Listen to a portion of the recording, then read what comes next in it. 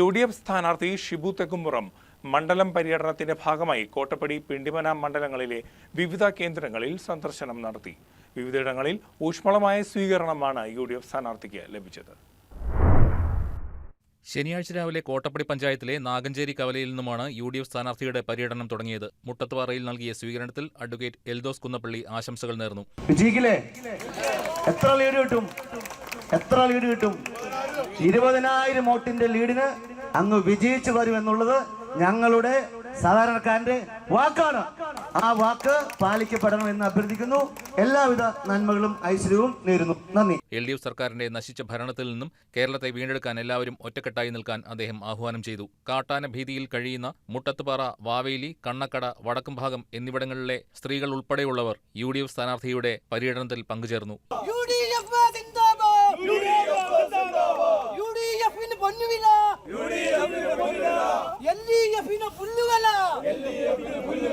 UDF നേതാക്കളായ Shameer Panakkan, Babu Elias, KP Babu, PK Moidu, Boban Jacob, PM Sakkariya, CK Sathyan, Jomy Thekkekara, EM Michael, KM Azad, Prince Varkey, PC George, Mamachan Joseph, MK Venu, MA Kareem, KK Suresh, Anil Raman Nair ഉൾപ്പെടെയുള്ളവർ വിവിധ സ്ഥലങ്ങളിൽ പ്രസംഗിച്ചു.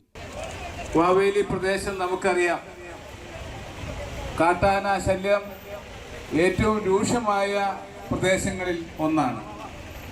കഴിഞ്ഞ 10 വർഷമായി ഒരു നടപടിയും സ്വീകരിക്കുവാൻ സംസ്ഥാന സർക്കാരിനോ ഫോറസ്റ്റ് ഡിപ്പാർട്ട്മെന്റിനോ കഴിഞ്ഞിട്ടില്ല. ഇവിടെ ഫെൻസിംഗ് സ്ഥാപിക്കണോ എന്ന് പറഞ്ഞുകൊണ്ട് 3.5 കോടി രൂപയുടെ പദ്ധതി പ്രഖ്യാപിച്ചു. വനംവകുപ്പ് മന്ത്രി വന്നാണ് അതിന്റെ ഉദ്ഘാടനം വലിയ മാമാങ്കമായി നടത്തിയത്. ഇന്ന് ആ പദ്ധതി എവിടെ ചെന്ന് നിൽക്കുന്നു?